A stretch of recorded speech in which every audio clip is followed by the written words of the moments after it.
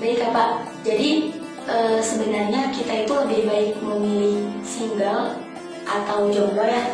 Atau gimana Pak?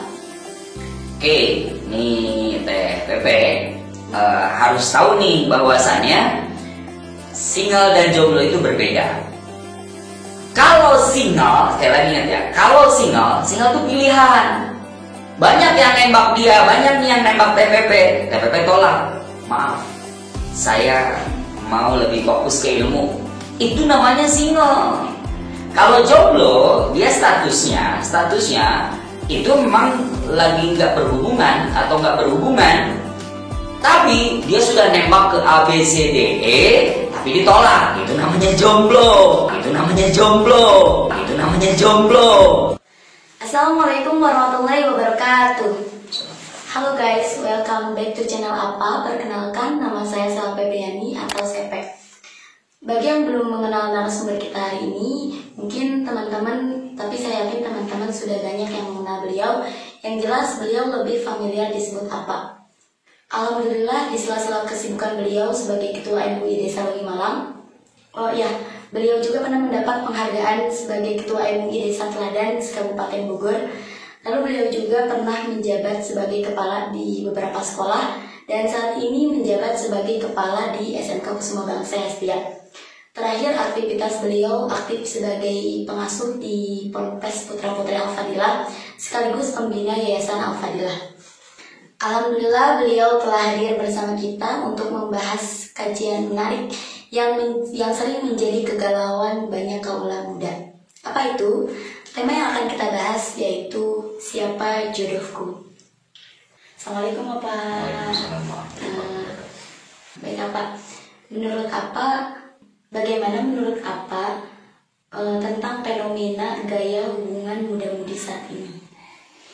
Assalamualaikum warahmatullahi wabarakatuh. Allahumma sholli ala sayyidina Muhammad wa ala alihi washabihi ala sayyidina Muhammad amma ba'du.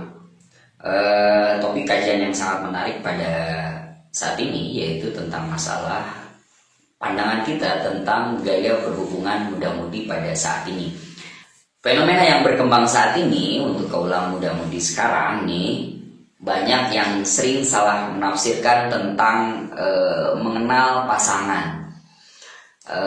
Walaupun kadang ada yang menafsiri bahasanya itu ta'aruf, walaupun pada kenyataannya bukan hanya sebatas ta'aruf, jadi lebih dari itu, malah mendekati atau malah sudah masuk pada keharaman atau larangan menurut agama.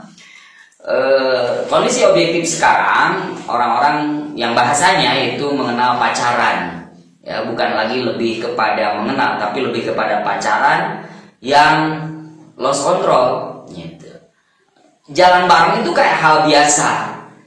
Dari mulai jalan bareng, mulai kita tahu nih biasanya akan naik tingkatnya pada gandengan. Kalau udah gandengan, naik lagi nanti dan seterusnya.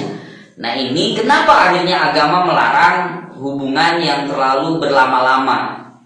Jadi hubungan dalam tanda kutip yaitu ta'aruf tadi, bahwasanya ketika ta'aruf itu dilakukan seharusnya bahwasanya ada namanya orang tua, ada namanya wali lah, dan orang tua dari calon pasangan kita. Ingat ya, bahwasanya malah pasca khitbah sekalipun itu belum sah, baru khitbah, baru meminta dan diterima, tapi belum akad. Ingat sekali lagi, halalnya sesuatu hubungan adalah ketika pas akdun nikah. Setelah dihalalkan, disahkan oleh dua saksi, syahidatain dan para walinya masing-masing. Balik lagi ke yang tadi, jadi lebih kepada kebablasan. Yang lebih ironi adalah orang tua seakan-akan ini mendukung kegiatan-kegiatan yang jelas mutlak diharamkan dalam agama tersebut. Seperti sekarang pasangan itu masuk ke kamar calon pasangannya. Ini bagi orang tua itu malah ada asumsi ini sebagian orang tua menganggap hal itu biasa. Padahal sekali lagi haram tetap haram ya. Jangan sampai kita membolak-balikan hukum ahla haroma wa haroma halala. Baik ya Pak, dulu juga ada kan namanya berhubungan. Nah, bagaimana? Coba bisa tolong digambarkan bagaimana fenomena hubungan muda-mudi di masa dulu. Oke, jadi memang betul. Dulu pun memang ada yang namanya hubungan itu, ada namanya pendekatan. Nggak mungkin, banyak juga sih ya yang dari hubungan itu hasil dari perjodohan. Mungkin lebih banyak zaman dulu dibanding zaman sekarang. Ini tujuannya ini keren sekali sebenarnya kalau kita melihat dari sisi positif. Tujuan dari perjodohan tersebut lebih kepada orang sih mengatakannya bahwasanya agar menjaga keturunan atau menjaga harta warisan dan seterusnya. Sebenarnya bukan itu. Tapi orang tua zaman dulu itu menjodohkan anak-anaknya lebih kepada menjaga agar mereka lebih berpegang teguh kepada norma-norma. Yang sudah kita ketahui bersama saat ini, ketika pencarian demi pencarian jodoh itu seringkali bukan hanya mengenal sebatas akhlak, mengenal sebatas zahir, karakter dan sebagainya, tapi jauh lebih tadi yang disebut kebablasan. Nah, jadi kalau dulu subhanallah ini tidak ada zaman chat, tidak ada zaman WA dan sebagainya. Ini mereka hanya sebatas surat. Ini biasanya. Yang itu dikirimkan via pos. Apabila suratnya surat biasa, ini bisa 1 minggu baru nyampe. Dan dibalas lagi, itu dipikirkan karena memang harus dari hati. Nggak kayak sekarang. Membalas chat itu bisa dalam hitungan 2 detik ya dan sebagainya, itu langsung bisa spontan. Beda zaman dulu, itu kita ingin tahu balasannya itu bisa 2 minggu kemudian, malah 3 minggu setelah pengiriman. Jadi kita ngirim 1 minggu nih, 1 minggu dia bikin surat sampai zaman dulu tuh ada bahasa kertasnya dikasih minyak wangi dan sebagainya karena ingin memberikan yang terbaik, saking membuat istimewa pasangannya atau calon pasangannya dan dikirimkan lagi 1 minggu. Dan kebanyakan mereka ini gaya pacarannya hanya sebatas di surat. Ini ketemu pun sangat-sangat langka lah. Dan andai ketemu sekalipun itu hanya di momen-momen tertentu seperti lebaran, dan itu pun didampingi dengan keluarga atau orang tuanya. Itu yang sebenarnya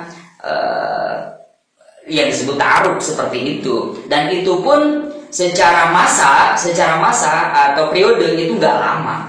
Dia paling sekitar 3 bulan langsung menikah. Jadi hanya memang betul bahasa kita ta'aruf, pengenalannya untuk sebatas mengakrabkan diri dan pacarannya setelah nikah. Ternyata berbeda banget ya Pak. Baik Pak, pertanyaan selanjutnya mungkin ini bisa menjadi mewakili para milenial yang lagi nonton video ini. Tentunya kita sebagai muda-mudi terutama yang belum menikah ya, menginginkan jodoh yang baik tentunya Pak ya Pak, yang soleh, yang sesuai kriteria kita, yang kaya juga, pasti. Kalau disebut itu, kalau sekolah di atas KKM Bapak, maksudnya biar kita merasa puas dalam mendapatkan pasangan kita. Pertanyaannya, mudah-mudahan nih bisa mewakili kalian semua muda-mudi. Jadi pertanyaan itu, bagaimana sih tips untuk mendapatkan jodoh yang terbaik menurut Bapak? Bismillahirrahmanirrahim. Jadi kalau melihat sisi jodoh itu relatif ya, segala sesuatunya. Cuman kita harus punya dasar, punya acuan, dan Rasulullah SAW itu sudah memberikan patokan-patokan, tahapan-tahapan atau yang bisa dijadikan acuan untuk kita semua. Yang diriwayatkan oleh Abi Hurairah radhiyallahu an, bahwasanya Rasulullah SAW pernah berkata, tungkahul mar'ah li arba'in, limaliha wali hasabiha wali jamaliha wali diniha fatfar bidzatid din taribat yadaka. Maksudnya adalah Rasul sudah pernah memberikan kisi-kisi tentang tahapan cara memilih jodoh. Yang pertama yaitu di sini memang menyampaikannya adalah perempuan. Nah, kalau perempuan tinggal bersiap sebenarnya. Jadi tungkahul mar'ah li arba'in, nikahi wanita bisa dengan 4 perkara. Apa itu? 1, 5 liha, yaitu hartanya. Awas, jangan salah paham. Oh berarti kita harus memilih orang yang kaya. Berarti Maaf, orang yang miskin jangan kita pilih. Bukan begitu maksudnya. Orang yang bersiap atau mempersiapkan diri menjadi kaya. Bukan dalam artian persiapan zahir biasa. Contohnya adalah bagaimana dia mempersiapkan diri untuk menjadi orang sukses. Dia sudah mandiri, dia sudah survive, dia sudah tidak bergantung pada orang tua. Di usia dia menikah. Jadi berbeda kalau usianya memang usia menjadi tanggung jawab orang tua. Tapi kalau sudah di usia menikah, dia harus tunjukkan dirinya memang adalah laki-laki mandiri, laki-laki yang survive. Begitupun berlaku sebenarnya kalau ingin laki-laki yang mandiri, berarti si perempuannya juga harus siap-siap mandiri. Jadi jangan menginginkan laki-laki yang mandiri, tapi si perempuannya sendiri masih belum mandiri. Bajunya masih dicuciin, masaknya masih dimasakin, dan sebagainya. Jadi rintisannya, si laki-laki sudah merintis menjadi orang kaya, menjadi orang sukses. Baik itu dia sudah mengawali karir, apakah itu wirausaha, mau dia kecil-kecilan, hatta dia sebagai pengasong, hatta dia sebagai kaki lima sekalipun tidak ada masalah. Tapi dia sudah mulai membuktikan dirinya untuk tidak bergantung pada ekonomi orang tua. Laisal fata may yaqulu kana bilakinal fata may yaqulu ha anadha. Bukan pemuda sejati yang berkata ada bapak saya, tapi pemuda sejati adalah yang berkata ha anadha, inilah saya. Jadi yang dia bangga terhadap hasil yang dihasilkan dari keringatnya, bukan warisan orang tuanya. Nah, itu kriteria yang maksud apa adalah yang kaya, rintisan untuk menjadi orang yang sukses dan kaya. Dia sudah meniti karir dari awal. Yang kedua Pak, itu apa ya? Yang kedua tadi wali hasabiha. Apa itu status atau nasabnya? Wali nasabihanya juga bisa, yaitu dari keturunannya. Tapi bukan berarti dia bukan keturunan ulama, bukan keturunan pejabat, berarti dia tidak layak, bukan begitu. Maksudnya adalah statusnya memang orang yang baik-baik, latar belakangnya memang dia sudah tunjukkan, bukan dadakan ketika dekat dengan kita baru dia baik. Jangan salah, kalau bicara akhlak susah kita mendapatkan indikator. Contoh, kalau pasangan akan tampil seterbaik mungkin, akan tampil sesopan mungkin ketika di hadapan pasangannya, ngomongnya akan dilembut-lembutin walaupun sebenarnya aslinya cerewet, aslinya kasar dan sebagainya. Tapi kalau di hadapan pasangannya dia akan berusaha lemah lembut, berusaha alaqul karimah semua deh. Tapi nanti semuanya akan terbongkar, semuanya akan terlihat ketika mereka sudah menikah. Siap nggak kita? Kalau ternyata ketika pendekatan si laki-laki atau si perempuannya ini orangnya pendiam, santun, tapi ketika sudah menikah, oh ternyata anarkis, atau malah ternyata kasar kalau ngomong dan sebagainya. Masih siap nggak kita? Ada baiknya kita untuk melihat latar belakangnya dulu dengan beberapa kriteria tadi. Oke, kita lanjut yang ketiga. Wali jamaliha, dari kalau laki-laki ketampanannya, kalau perempuan kecantikannya. Sekali lagi, ini relatif. Tampan menurut seorang perempuan belum tentu tampan menurut perempuan yang lain. Begitupun cantik menurut satu laki-laki tersebut belum tentu cantik menurut laki-laki yang lain. Jadi yang terpenting adalah tampan dan cantik mereka dari dalam dirinya, atau yang sering disebut dengan inner beauty. Jadi bukan hanya kecantikan di luar. Kenapa? Karena bicara ekonomi, atau tadi harta, atau disebut kaya tadi, atau termasuk tadi kecantikan atau ketampanan, itu bisa berubah dalam hitungan detik. Dia bisa bangkrut kok dalam hitungan menit. Dia bisa, maaf, naudzubillah tsumma naudzubillah min dzalik, bisa jadi karena penyakit, maka dia bisa jadi tidak cantik lagi, tidak tampan lagi alias buruk. Apakah kita masih siap mengatakan sayang, masih siap setia terhadap orang tersebut? Kalau yang namanya masih muda, itu pasti. Yang namanya masih muda, selain dia berdandan, juga mungkin, maaf, kulitnya masih kencang, segala sesuatunya masih sempurna, tapi tetap usia tidak bisa dicolong. Jadi suatu saat dia akan keriput, suatu saat dia akan bungkuk. Naudzubillah tsumma naudzubillah min dzalik. Intinya sudah tidak sesempurna ketika masa mudanya. Masih siapkah kita untuk mencintai orang tersebut? Padahal komitmennya ana uhibbuki fillah. Aku mencintaimu karena Allah. Tapi ketika tua, maneh mah goreng patut. Maneh mah udah nggak cantik dan seterusnya dan seterusnya. Oke. Nah, makanya itu bukan menjadi harga mati. Ingat bahwasanya harta, nasab, atau tadi ketampanan atau kecantikan itu menjadi pertimbangan, bukan menjadi patokan harga mati. Karena yang harus dijadikan patokan harga mati adalah fatfar bidzatid din, yaitu pilihlah karena agamanya. Taribat syadaka, maka apabila kita memilih didasari karena agamanya, maka bersiaplah Allah kasih bonus, yaitu memasukkan kita sebagai orang-orang yang beruntung.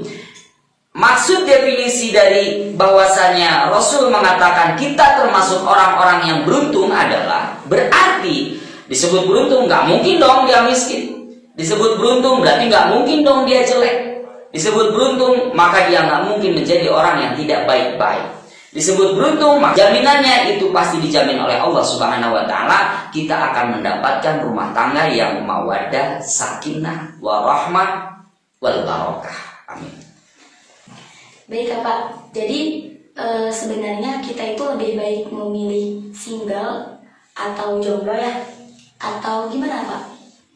Oke, nih Teh Pepe harus tahu nih bahwasanya single dan jomblo itu berbeda. Kalau single, saya lagi ingat ya, kalau single itu pilihan. Banyak yang nembak dia, banyak nih yang nembak TPP. TPP tolak, maaf, saya mau lebih fokus ke ilmu. Itu namanya single.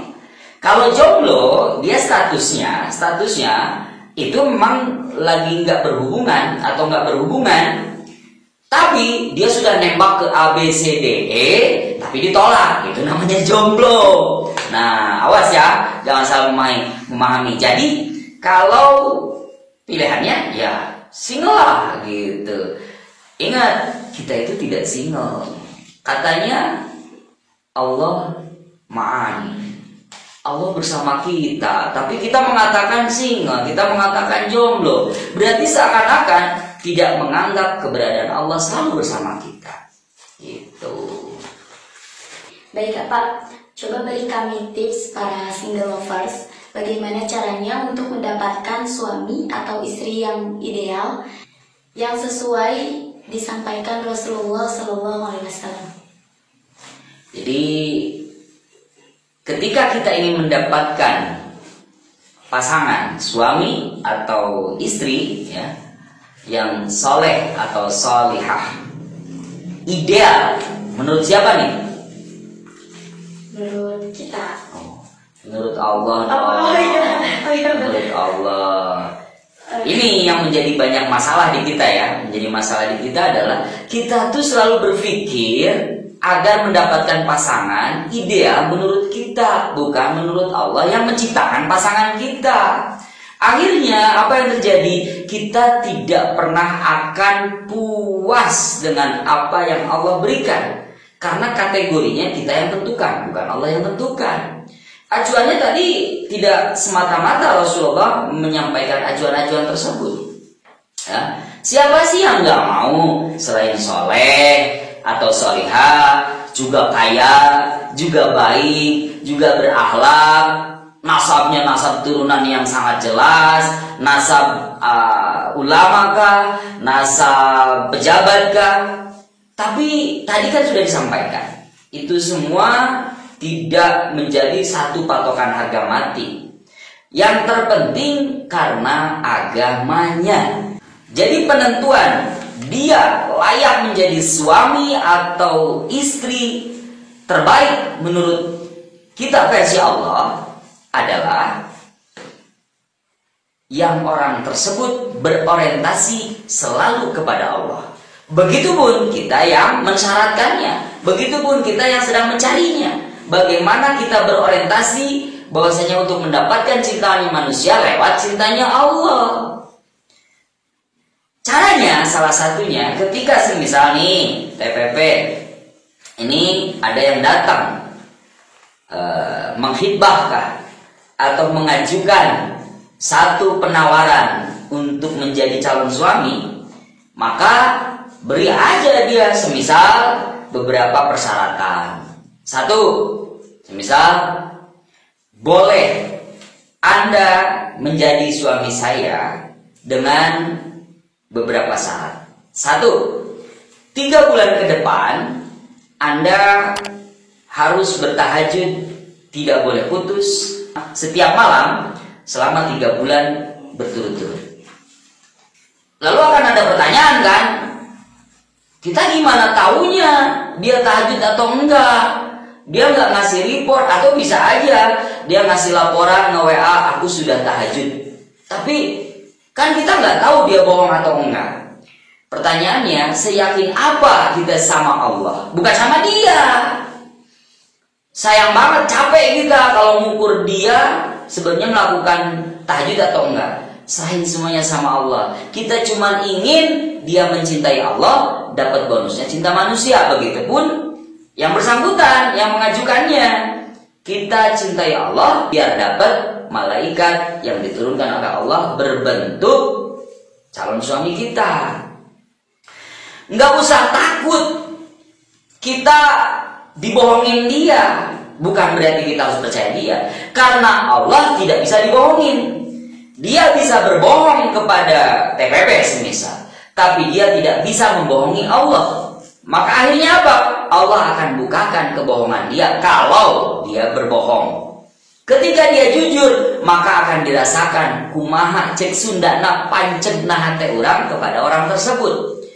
Mantapnya hati kita, stabilnya hati kita karena Allah terhadap dia. Tapi kalau ternyata dia berbohong, maka bisa dirasakan, yakin bisa dirasakan. Kok kita semakin ragu ya? Kok kita semakin kayak aneh, nggak jelas. Berarti Allah tidak memperjelas. Karena yang menggerakkan hati, ya muqallibal qulub. Karena Allah yang membolak-balikan hati. Karena Allah yang bakal menguatkan hati juga. Jadi ketika ternyata jawabannya, jangan karena kita baru istikharah 3 kali nggak mimpi berarti bukan jodoh kita. Bukan begitu. Istikharah wajib kita laksanakan, sunnah. Tapi ketika kita butuh, ya wajib dong kita minta sama Allah. Itu. Udah mas sekarang kita butuh, tapi nggak istikharah, nggak tahajud, nggak cuma berdoa, dan doanya juga aneh. Doanya di Facebook, doanya di WA, doanya di IG. Terus emang Allah punya akun IG, Allah punya akun FB dan seterusnya. Buatlah statusnya di sejadah, bukan ditulis, tapi di munajat hati, pikiran, dan tangan kita. So, jadi ingat bahwasannya berorientasi selalulah pada Allah. Lalu kalau dia lulus nih setelah 3 bulan tahajud, gitu, dan hati kita kok kayak merasakan seperti contoh, kok bahagia ya, gitu, bahagia ya, bukan karena dianya, karena dia bertahajud selama 3 bulan berturut-turut. Maka kita juga harus bukan hanya menguji dia, uji diri kita juga dong. Oh, berarti bahagianya kita bukan hanya sebatas dia lolos uji tahajud 3 bulan berturut-turut, tapi kita juga tanya dong, apa yang kamu rasakan? Atau lihat statement pertama dia, hei fulana, aku sudah menyelesaikan 3 bulan tahajudku, berarti aku sudah mulai bisa ke rumah. Nah, berarti dia masih bukan karena Allah, dia karena TPP, dia karena si perempuan tersebut. Kalau dia mengatakan terima kasih bahwasanya saya sudah dikenalkan untuk mencintai Allah lewat tahajud, maka kayaknya itu lebih enak deh, lebih nyaman di hati kita. Dia sudah mulai mencintai Allah dibanding diri kita. Oke, jadi pada dasarnya kita nggak usah risau dia berbohong atau tidak. Yang penting bagaimana proses dia mencapai cita-citanya dengan lebih mendekatkan kepada Allah. Dan masalah nanti kita tahu dia jujur atau tidak, biarkan manajemen Allah yang mengaturnya. Karena Allah akan memberikan kunci jawabannya. Apakah dia berbohong atau tidak lewat petunjuk-petunjuknya. Dan itu bisa dirasakan dari kenyamanan hati kita. Ketika hati kita ternyata semakin nyaman, jauh dari gelisah, karena nggak mungkin ketika kita sudah dapatkan cintanya Allah lewat kesungguhan Dia dan kesungguhan kita untuk menambah kecintaan kepada Allah, tidak mungkin kita dihadapkan dengan kegelisahan. Nggak mungkin, itu jaminan Allah. Semakin kita dicintai oleh Allah, maka semakin tenang hidup kita dan semakin nyaman serta bahagia hidup kita. Masuk pada ujian yang kedua, yaitu lewat meminta dia untuk ikhlas melaksanakan puasa Senin Kemis selama 3 bulan berturut-turut. Sama nanti apakah dia menjalankan itu dengan jujur atau tidak. Kalau jujur, aduh ternyata berat, saya nggak sanggup. Berarti kalau sama Allah dia hitungan, padahal cuma Senin Kemis doang, tidak sebanding dengan yang telah Allah berikan, ya siap-siap bahwasanya dia juga akan berhitung tentang all out-nya, loyalitasnya, cintanya dia ke TPP atau ke calonnya. Jadi ketika dia sudah mengatakan, alhamdulillah saya kok sekarang menyerahkan kepada TPP, apakah TPP mau menerima saya atau tidak, saya tidak ada masalah. Tapi yang jelas saya berterima kasih karena dengan syarat atau ujian yang telah disampaikan oleh TPP, saya kok semakin merasa bahwasannya saya kok lebih dekat dengan Allah. Maka kalau itu sudah jawabannya, kejar ya. Tapi tunggu dulu, ada kategori yang ketiga yang bisa kita ukur indikator keberhasilannya. Apa itu? Ujiannya adalah minta dia untuk menghafalkan Al-Quran, kalamullah, itu semisal 1 juz dia suruh hafalkan selama 3 bulan kah? Atau 2 juz selama 3 bulan kah? Ya kita bisa mengukur lah. Kalau dia semisal berbackground santri, mungkin kita naikkan dong levelnya.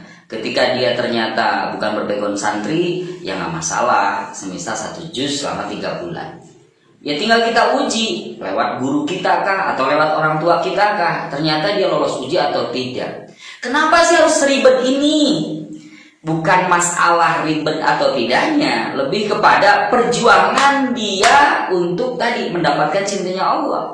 Kalau dia ingin mengenal, bahasanya kan selalu begitu, saya ingin mengenalmu lebih dalam, sehidup semati dan sebagainya. Masa sama yang menciptakan kita dia ogah? Masa dia tidak ingin menunjukkan proses ijtihad, berupaya daya sampai titik darah penghabisannya untuk Allah? Berarti ya bagaimana dia bisa menjadi imam yang baik, imam yang sempurna untuk diri kita dalam kategori manusia? Ternyata sama Allah pun dia sudah menyerah. Padahal janji Allah bukan hanya bonusnya si pasangan atau TPP tadi, tapi surganya Allah Subhanahu wa taala yang min haitsu la yahtasib, lebih dibandingkan ekspektasi atau perkiraan kita. Jauh lebih hebat, jauh lebih dahsyat dari apa yang telah kita lakukan, dari apa yang telah kita berikan sama Allah. Itu perbedaannya. Allah yang maha hebat selalu memberikan lebih dari yang kita perkirakan apabila kita all out, segala sesuatunya kita niatkan lillahi ta'ala. Jadi 3 hal tadi ini bisa dijadikan satu ujian untuk si laki-laki tersebut. 9 bulan itu gak lama, gak nyampe 1 tahun kok. Kalau dalam 3 tahapan tadi, maka langsung kita bisa menyampaikan pada dia, silahkan datang ke rumahku, sampaikan pada orang tuaku, halalkan diriku. Insya Allah hasilnya keberkahan. Jadi bukan kriteria bahwasanya pekerjaan Anda sudah A, atau tadi kekayaan Anda sudah harus sampai segini, atau kendaraan Anda sudah harus A, B, C, D, E. Enggak gitu. Tapi tadi sekali lagi segala sesuatunya berorientasi pada Allah, termasuk ujian-ujiannya juga harus berorientasi pada Allah. Bukan hanya untuk dia, untuk diri kita. Kita lakukan hal-hal yang kita syaratkan pada dia, juga kepada diri kita. Ingat, dan ini kalau bisa, walaupun ini dipublish, tapi bisa jadi kan ada yang nggak nonton ini. Ketika dia laksanakan, semisal 3 bulan tadi yang pertama, yaitu tahajud atau qiyamul lail, baik itu tahajud, baik itu sholat tobat, baik itu sholat istikharah atau sholat hajat. Ini ketika masuk pada tahap yang kedua, fase yang kedua Senin Kemis tadi, bukan berarti yang 3 bulan tadi ditinggalkan, tapi nggak usah dikasih tahu ke si laki-laki tersebut atau ke si cewek tersebut kalau jadi laki-laki. Tapi kita lihat, oh ternyata ketika dia masuk persyaratan yang kedua, dia cuma fokus di puasa, tapi dia sudah tinggalkan di tahajud atau qiyamul lailnya, maka lagi-lagi, oh dia berarti melakukan itu bukan karena Allah. Mungkin cuman sebatas untuk menggugurkan persyaratan. Padahal tujuan kita memberikan persyaratan itu adalah kita ingin betul-betul bahwasanya segala sesuatunya itu karena Allah. Berprosesnya menghadapi ini itu karena Allah. Jadi harapannya ketika dia qiyamul lail 3 bulan lalu masuk pada ujian yang kedua, yaitu puasa Senin Kemis, itu pun tetap dilaksanakan. Masuk yang ketiga dia sambil menghafal tapi juga sambil puasa Senin Kemis, sambil tetap qiyamul lail, maka subhanallah, bisa dibayangin nggak indahnya tahajud berjamaah ketika sudah halal menjadi suami istri, berpuasa sahur dan buka bersama ketika Senin Kemis ketika sudah menjadi suami istri, dan saling murojaah, saling ziyadah hafalan ketika sudah berumah tangga. Oh, indah banget ya.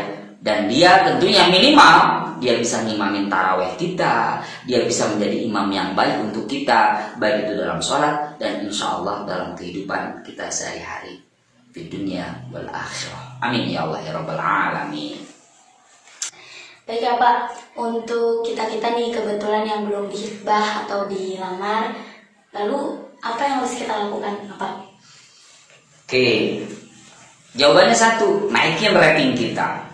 Rating itu dalam artian adalah penilaian versi Allah lagi-lagi, biar dapat yang rating minimal sama atau di atas kita. Tentunya dong, namanya pengen dapat, kalau perempuan nih dapat imam, biar menjadi imam yang menjadi tauladan kita, menjadi acuan bagaimana kita bertanya, menjadi acuan bagaimana kita bersikap. Picontoin, tauladaneun cek Sundana. Berarti kita bukan nunggu doang. Ini kebanyakan kan nunggu lalu update status, jodohku di mana dan seterusnya. Enggak gitu. Kita carinya itu bukan status, carinya sekali lagi di Allah dalam munajat kita dan sebagainya. Bersiaplah, persiapkan diri kita, karena kunci sukses masih ingat kan? 2 hal. Apa itu? Kesempatan dan kesiapan. Jadi kunci sukses itu karena 2 hal, kesiapan dan kesempatan. Ketika kita sudah mempersiapkan diri, kesempatannya datang, maka siap-siap, suksesnya terjemput. Tapi yang jadi masalah, ketika kita tidak pernah mempersiapkan diri, lalu kesempatannya, suksesnya datang berulang-ulang, tapi kita tidak pernah siap, suksesnya akan terlewat begitu saja. Sayang banget kan? Persiapkan diri, naikkan rating itu persiapkan diri. Lebih solihah, lebih berakhlakul karimah, lebih berilmu. Ini penting juga nih yang sedang dirintis oleh TPP dan teman-teman, yaitu dengan pesantren, dengan alhamdulillah nih. Oh iya, saya belum juga menyampaikan juga nih, TPP ini salah satu santri di Al-Fadilah yang alhamdulillah ketika SMK ini juga masuk the best. Jadi secara akademis ini TPP ini the best. Lalu melanjutkan di pesantren, alhamdulillah hafalannya juga ini bisa menjadi percontohan. Sudah hafal beberapa juz nih, guys nih, sahabat-sahabat nih, nanti bisa komen lah ya untuk cari tahu. Ini sudah hafal beberapa juz, alhamdulillah sudah cukup baik dalam membaca kitabnya, Lalu alhamdulillah sudah hafal sebagian dari Alfiyah. Alhamdulillah nih. Jangan lupa juga ini TPP ini mahasiswa. Alhamdulillah sudah lulus juga ya untuk PG PAUD diklat tingkat lanjut ya. Tingkat lanjut ya setingkat dengan D2 lah. Termasuk sekarang juga masih menjadi mahasiswa di semester 4 ya. Semester 4 di Fakultas Ilmu Komunikasi. Ini subhanallah ideal banget ya untuk para calon-calon pencari jodoh ini ya. Selain ini banyak nih, ini baru klaster, baru contoh nih, banyak lagi teman-temannya di Al-Fadilah ini yang alhamdulillah sedang memperbaiki ratingnya. Nah, jadi balik lagi ke yang tadi, bahwasannya persiapkan diri kita sebaik mungkin untuk lebih solihah versi Allah, terserah versi manusia. Apakah itu mereka katakan ria, mereka katakan, kita akan repot kalau menanggapi hanya sebatas tanggapan manusia. Dipertimbangkan wajib, tapi tidak mentok di pertimbangan mereka. Lebih kepada udah tawakal. Tawakal, ingat kategori tawakal itu adalah berpasrah diri kepada Allah setelah, ingat ya, setelah berusaha. Jadi yang terpenting kita berijtihad, yaitu mengeluarkan seluruh energi kita untuk baik itu zahir wal batin, untuk ridho dan cintanya Allah Subhanahu wa taala. Maka yakin insya Allah bonusnya untuk kasus ini nih, untuk kajian ini, yaitu diberikan jodoh-jodoh terbaik versi Allah untuk kita semua. Oh iya, satu tips terakhir yaitu yuk kita kurangi update status tentang kegalauan, karena takut jadi doa. Jadi lebih baik update statusnya yaitu dalam doa munajat kepada Allah Subhanahu wa taala, di sajadah kita, di sholat kita. Berkomunikasilah dengan Allah ketika kita sholat, ketika kita baca Quran. Pokoknya dalam ibadah-ibadah kita, apapun ibadahnya, semuanya yakini sedang dinilai dan sedang didengar oleh Allah Subhanahu wa taala. Oke, TPP bagaimana? Jadi mungkin ya belum jelas banget, tapi minimal cukup menjawab tadi ya kegalauan yang mungkin diwakili TPP dari teman-teman semua. Mudah-mudahan bermanfaat. Amin. Baik alhamdulillah sangat bermanfaat dan sangat jelas, dan insya Allah kita akan membahas permasalahan-permasalahan kaula muda pada tema-tema lainnya di kesempatan berikutnya. Sebelum kita tutup, ada beberapa poin kesimpulan yang dapat kita tarik. Yang pertama, kriteria yang telah disampaikan Rasulullah perihal dalam memilih jodoh. Yang pertama yaitu walimah lihat. Dilihat bagaimana orang itu berusaha untuk menjadi orang yang mandiri, survive, dan menjadi orang yang sukses. Yang kedua yaitu wali hasabiha. Kita bisa melihat apakah dia dari keturunan yang baik atau dari latar belakang yang baik. Bukan berarti dia harus dari keturunan pejabat atau dia harus dari keturunan ulama. Yang terpenting adalah dia dari keturunan yang baik. Tapi kalau dapat anaknya ulama atau pejabat, itu kan lebih mau. Amin. Mudah-mudahan bonus buat Pepe dan teman-teman yang lainnya juga ya. Amin. Yang ketiga yaitu wali jamaliha. Dilihat dari karena ketampanannya atau karena kecantikannya. Tapi yang terpenting kita akan merasa nyaman dan bahagia suatu saat ketika berumah tangga dengan dia. Karena ketampanan dan kecantikan itu relatif. Bisa jadi cantik bagi kita belum tentu cantik bagi orang, dan tampan bagi kita belum tentu tampan bagi orang. 3 kriteria tadi itu bisa jadi pertimbangan, karena yang menjadi patokannya yaitu wali diniha. Agar apa? Agar kita termasuk orang-orang yang beruntung. Amin ya Allah ya Rabbal Alamin. Jangan lupa teman-teman, bagi yang belum silakan klik subscribe, dan apabila bermanfaat silakan like and share. Sampai ketemu di channel apa berikutnya. Saya Pepe. Terima kasih. Wassalamualaikum